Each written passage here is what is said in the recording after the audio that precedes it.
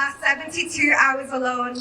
Yesterday, Israeli occupation forces detained medical staff at Kamal Adwan Hospital, along with wounded and sick patients.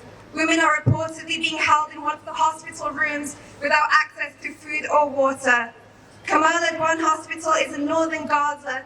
The assault began with airstrikes that targeted the hospitals and its courtyards, including the medical oxygen generator, killing 2 children and wounding several medical staff members. Dr. Hassam Abu Safi, the director of this hospital, courageously chose to stay with his patients despite a brutal siege. In response, Israeli forces detained him, and after his release, they executed his son.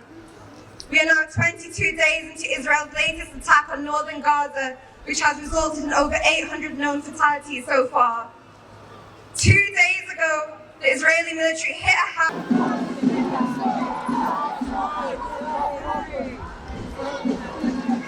Palestine will live forever! Palestine will live forever!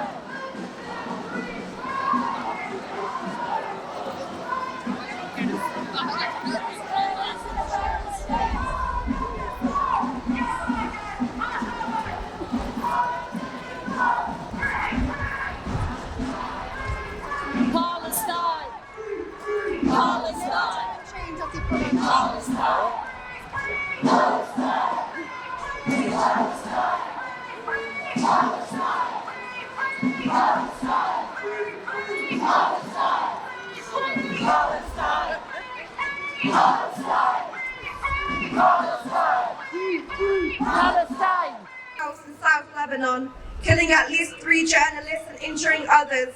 The Israeli occupation forces has killed at least 160 journalists in Gaza and Lebanon in the last year, making them the #1 killer of journalists in modern history. Journalism is not a crime. Al-Mayadeen, which is a Lebanese news reporting channel's cameraman, Ghassan Najjar, was killed in the Israeli occupation attacks on the journalist residence in South Lebanon. Al-Mayadeen's broadcast engineer, Mohammed Reza, was martyred as well. Hassan Hotait, who's one of the journalists injured by Israel in South Lebanon, he was asleep and suddenly the room he was in exploded. He was rescued by his fellow reporters who dug him out from under the rubble. He has a break in his hip and he won't be able to work for a month at least. He is in shell shock over the death of his colleagues. I say again, journalism is not a crime. Just 2 days ago in Khan Yunis, 14 children were killed in one airstrike with 9 children from one family. This is a pattern regarding the Israeli government and its allies, which is a complete Palestine! Occupation no more!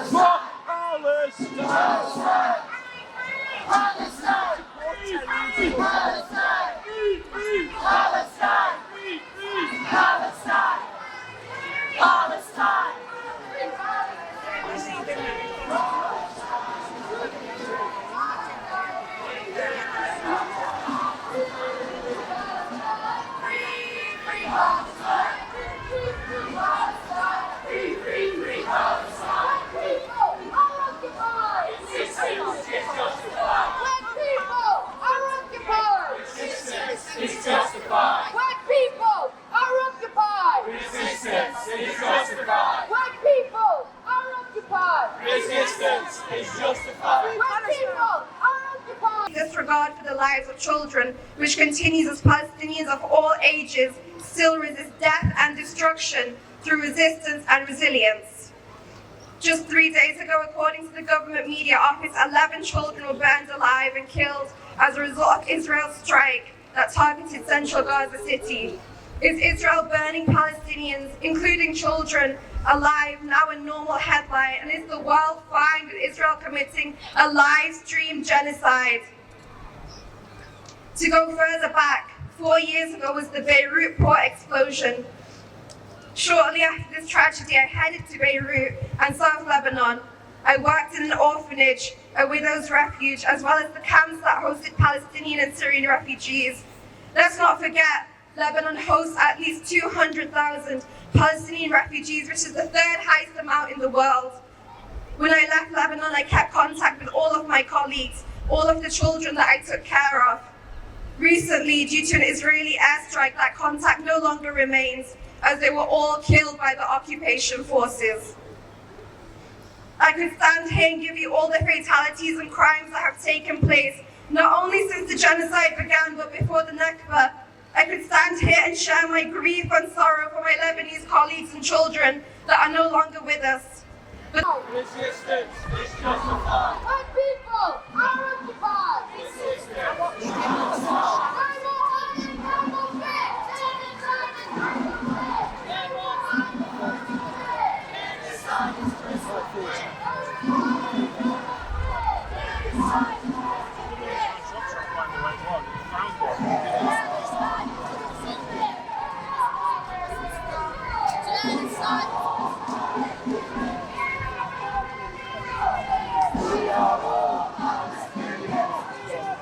Palestine!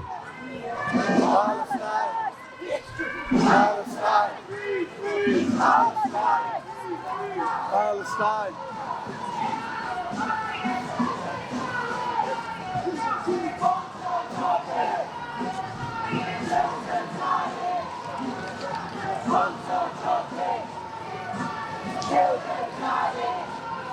the message I want for you to take from me today is this.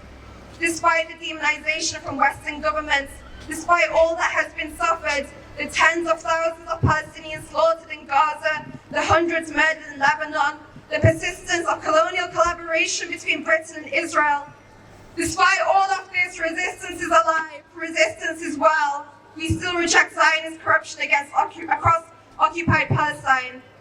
And here from the comfort of our homes in Liverpool, you can reject Zionist corruption too. Go seek education, learn the facts, do not be swayed by Western media. Join Palestine Action, who are breaking the chain of mass murder machinery manufactured for use against our people. Join liberation movements that hold revolutionary ideologies and uphold the constants of Palestinian resistance, also known as the Thawabit.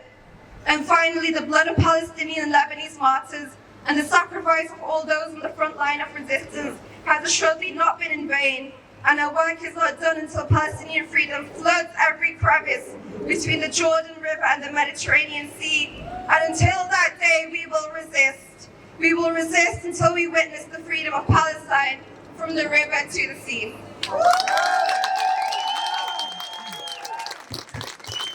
Thank you. Free Palestine! Free Palestine! Free Palestine! Palestine!